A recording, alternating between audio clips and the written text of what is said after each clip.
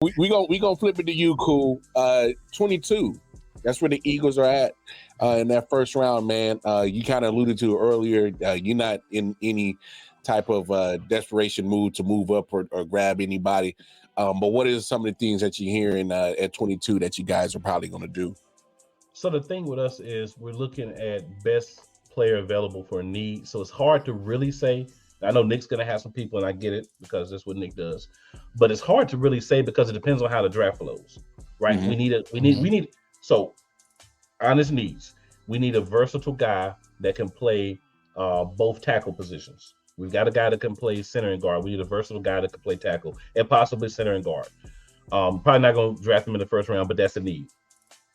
Another need that we definitely have is we're going to also need to get a tight end. We need a tight end who can catch the ball and block because Dallas Goedert decides every year, or I'm not going to say decide, but Dallas Goedert gets hurt every year. So we need someone at 2 or 3 games that he's going to miss that can come in and do what he can do. We don't have that on the roster right now. We got Albert O from the Denver Broncos. I don't understand why in all God's green earth we re-signed this dude. He was garbage last year. He did nothing for us. He was a waste of a roster space. You know what I'm saying? So I don't get why they re-signed him, but they did.